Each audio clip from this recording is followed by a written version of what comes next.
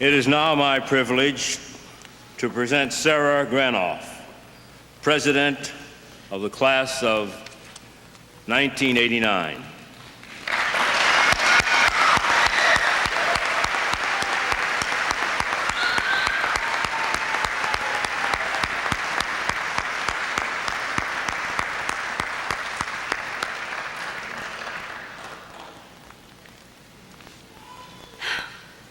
It was August 1985, orientation, and our fledgling class was seated in Auditorium 600, reviewing their first slide presentation.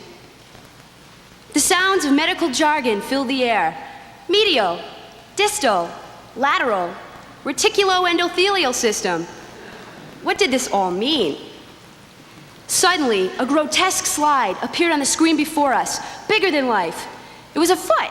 It was mutilated and bloody and split in half from an industrial accident.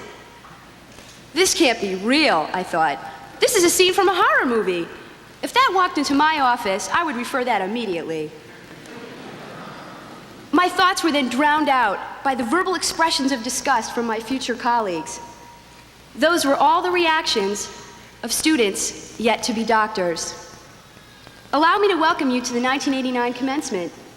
President Gepner, Dean Jones, members of the Board of Trustees, respected faculty, family and friends, and honored graduates of the class of 1989.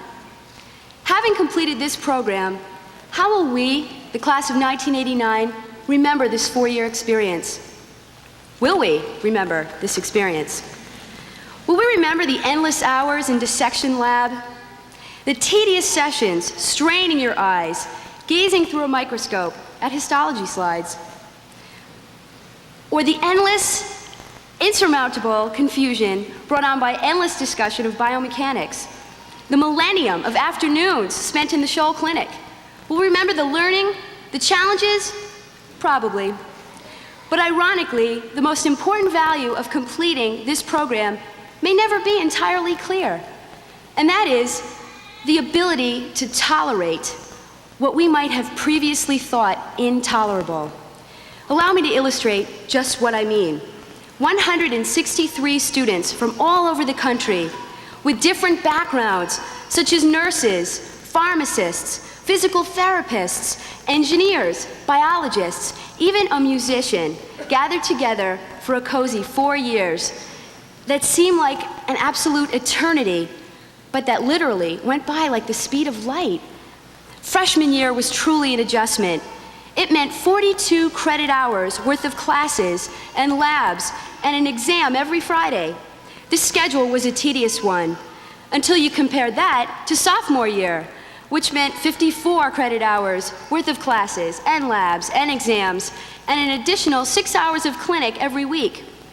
When sophomore year came to a close, everyone breathed a big sigh of relief, but exhaled with some anxiety, for we knew, as juniors, the bulk of our clinical responsibilities were still left ahead, plus some of the most difficult classes and exams were still to pass. A total of 62 credit hours. Our biggest fear, however, was not the fact that we were growing deeper in debt, or that we practically had no time to study. No, our biggest fear was wondering if you were going to scrub for Dr. Galinsky during your junior year surgical rotation.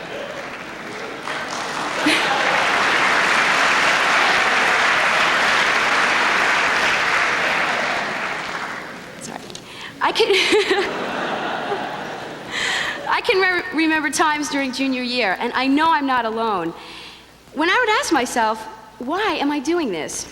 It would be after a full day of classes, an entire afternoon of clinic, late that night, staring into my coffee cup, wondering, how am I going to get all these surgical note groups into my head by 8 o'clock the following morning?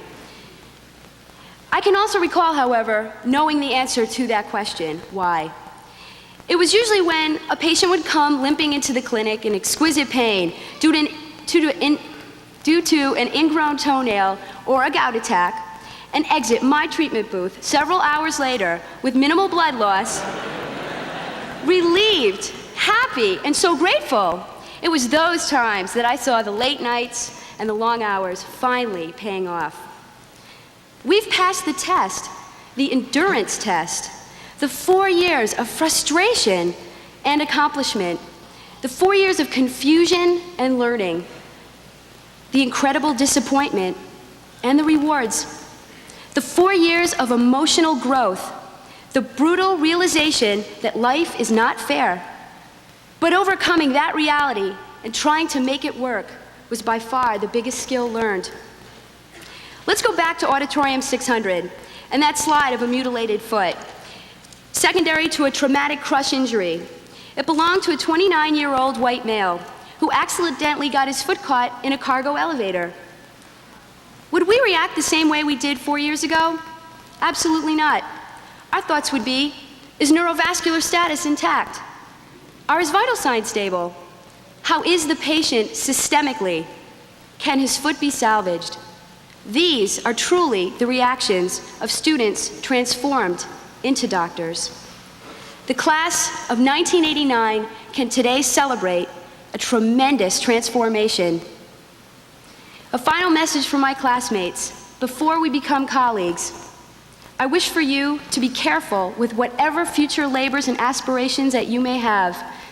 Keep peace in your hearts, and may your search for happiness always be a successful one. I'm gonna miss you, dudes.